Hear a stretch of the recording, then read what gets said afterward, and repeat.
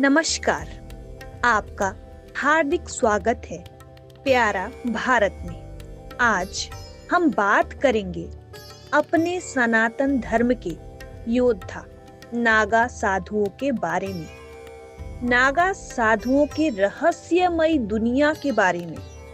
कौन है ये, कैसे बनते हैं ये नागा साधु, और नागा द्वारा हमारी परंपराओं अर्थात सनातन धर्म की रक्षा करने में महत्वपूर्ण भूमिका निभाते हैं।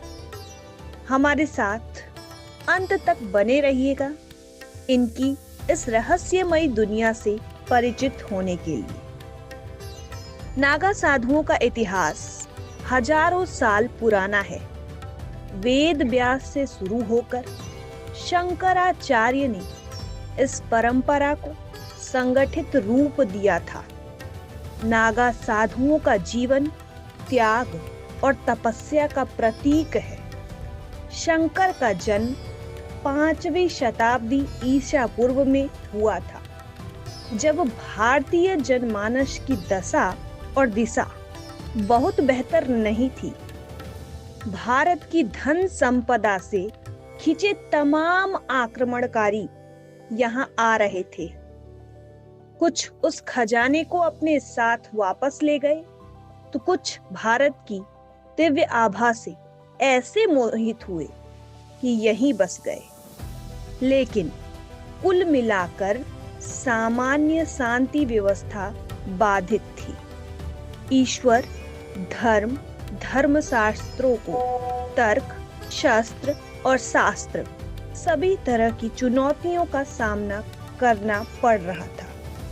ऐसे में शंकराचार्य ने सनातन धर्म की स्थापना के लिए कई कदम उठाए, जिनमें से एक था देश के 4 कोनों पर 4 पीठों का निर्माण करना। यह थी गोवर्धन पीठ, शारदा पीठ, द्वारिका पीठ और ज्योतिर्मठ पीठ। इसके अलावा आदि गुरु ने मठों, मंदिरों की संपत्ति को लूटने वालों और श्रद्धालुओं को सताने वालों का मुकाबला करने के लिए सनातन धर्म के विभिन्न संप्रदायों की सशस्त्र शाखाओं के रूप में अखाड़ों की स्थापना की शुरुआत की, और इन्हीं अखाड़ों से नागा साधुओं का जन्म हुआ।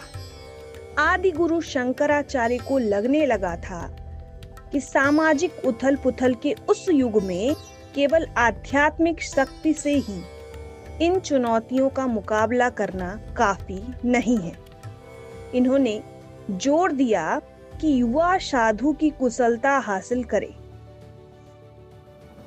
युवा व्यायाम करके अपने शरीर को सुदृढ़ बनाए और हथियार चलाने में भी कुशलता हासिल करें। इसलिए ऐसे मठ बने जहां इस तरह के व्यायाम या शस्त्र संचालन का अभ्यास कराया जाता था। ऐसे मठों को अखाड़ा कहा जाने लगा। इतिहास में ऐसे कई गौरवपूर्ण युद्धों का वर्णन मिलता है, जिसमें नागा योद्धाओं ने अपने धर्म की रक्षा के लिए हिस्सा लिया। अहमद शाह अब्दाली द्वारा मथुरा वृंदावन के बाद गोकुल पर आक्रमण के समय नागा साधुओं ने उसकी सेना का मुकाबला करके गोकुल की रक्षा की। पत्रकार धीरेन्द्र झा की किताब एशियाटिक गेम्स के मुताबिक किसी भी नागा साधु को तैयार होने की प्रक्रिया इन चरणों से होकर गुजरती है। पहला, मठ में दाखिला और तहकीकात से शुरू होती है। ये पहला चरण है जब कोई व्यक्ति साधु बनने के लिए किसी अखाड़े के पास जाता है।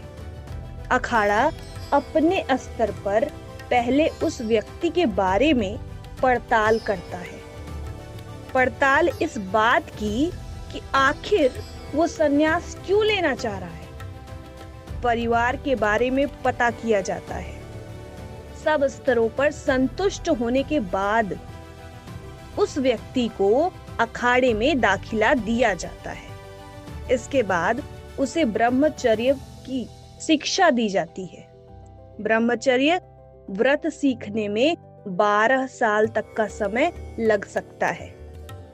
दूसरा चरण है महापुरुष बनने का चरण। ब्रह्मचर्य की परीक्षा पास करने के बाद उस व्यक्ति को महापुरुष बनाया जाता है।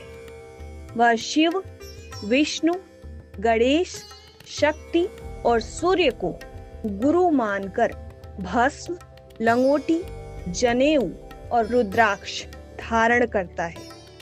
ये महापुरुष के आभूषण माने जाते हैं। इसके बाद नागा साधु बनने के इच्छुक व्यक्ति के कान में अब गुरु 3 बार मंत्र फुसफुसाते हैं। इसके बाद भावी नागा साधु को नया नाम दिया जाता है। इस नए नाम के साथ वो महापुरुष कहलाता है। हमारा तीसरा चरण है अवधूत। यहाँ महापुरुष से सन्यासी बनने की प्रक्रिया शुरू होती है। बाल कटवाने होते हैं, खुद का तर्पण, पिंड दान करना होता है।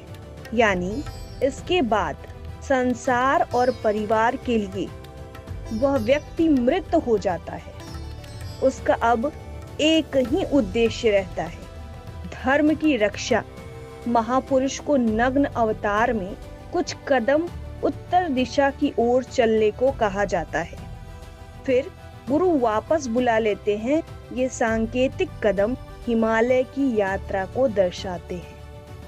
सूरज ढलने के बाद महापुरुष अखाड़े में लौटता है।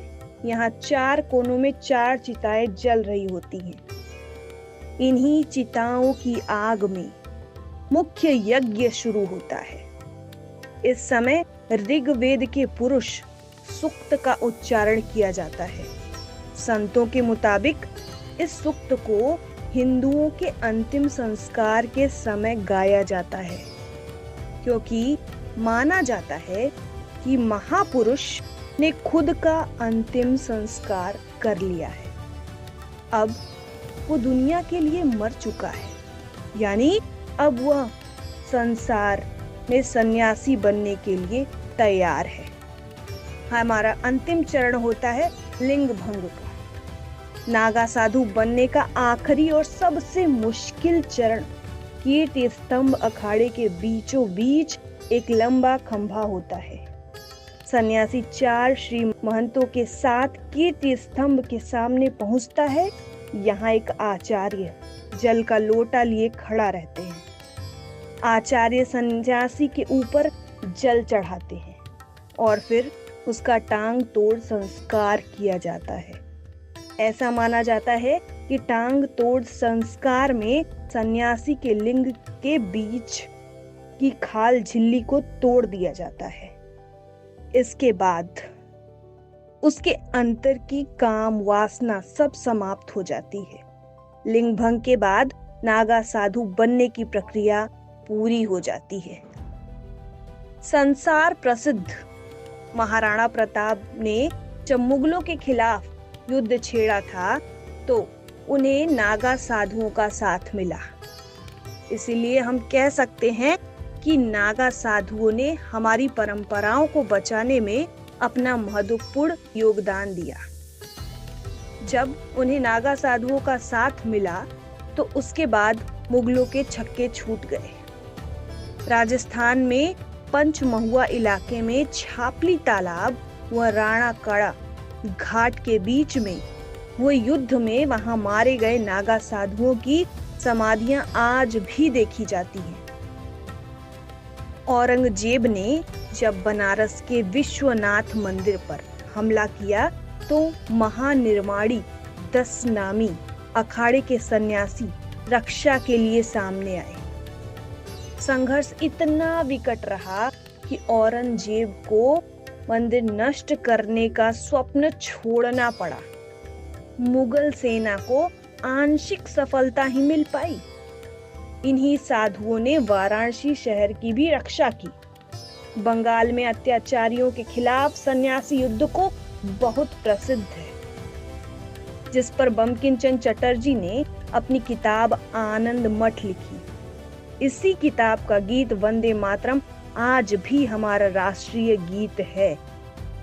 अयोध्या में राम जन्मभूमि को बचाने के लिए साधुओं ने भारी बलिदान दिया। यहाँ संत बालानंद ने अपने गुरु भाई मानदास के साथ मिलकर मुसलमान सेना के खिलाफ लंबे समय तक मोर्चा लिया। राम मंदिर के लिए चले लंबे संघर्ष के दौरान 76 बड़े युद्ध लड़े गए, जिसमें बाबा वैष्णोदान, संत बाला रामाचार्य, स्वामी महेशानंद, राजगुरु पंडित देवी दीन पांडे जैसे कई सन्यासी योद्धाओं ने विधर्मियों से जूझते हुए अपनी जीवन की आहुति दी। नागा और महाकुंभ का क्या रिश्ता है? नागा साधुओं के लिए कुंभ मेले का बड़ा महत्व है। आत्मिक शुद्धि के बाद ही एक नागा साधु कुंभ में डुबकी लगाता है। साथ ही कुंभ मेले के दौरान ही कई नागा साधुओं को दीक्षा प्राप्त होती है। साल 2025 में भी कई नागा साधु दीक्षित हुए हैं। नागा साधु महाकुंभ 2025 से पहले ही प्रयागराज पहुंच चुके थे और 14 जनवरी को नागा अखाड़ों ने पहला अमृत स्नान किया था। महाकुंभ में बसंत पंचमी के स्नान के बाद नागा साधु अपने स्थानों पर वापस लौट जाएंगे। नागा साधु वन और हिमालय की ओर जप तप करने निकल जाएंगे। 4 लाख से ज्यादा रजिस्टर्ड नागा साधु हमारे धर्म रक्षक हैं। इनकी कहानियों का उल्लेख नागा वॉरियर्स नामक किताब में पाया गया है। महाकुंभ 2025 में करीब 12,000 सन्यासी नागा साधु बने। इनमें से कुछ महिलाएं भी थीं। नागा साधु बनने के लिए उन्हें 3 दिन की तपस्या करनी होती है। महाकुंभ 2025 में नागा साधु बनने की प्रक्रिया महाकुंभ के दूसरे अमृत स्नान से पहले शुरू हुई थी। इस प्रक्रिया के तहत जूना अखाड़े ने करीब 100 महिलाओं को नागा संत बनाया। इन महिलाओं का मुंडन संस्कार किया गया और फिर उन्हें गंगा में स्नान कराया गया। इन महिलाओं को वैदिक मंत्रों के साथ दीक्षा दी गई। इन महिलाओं को 108 बार कसम खिलाई गई कि वे अपने घर, परिवार और सांसारिक जीवन को छोड़कर केवल सन्यासी जीवन ही अपनाएंगी। क्या आपने हमारे साथ दुनिया के नागा साधुओं की यात्रा तय की? अपने विचारों को कमेंट्स के माध्यम से जरूर बताएं।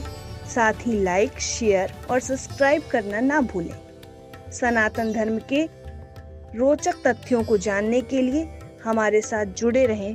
प्यारा भारत में।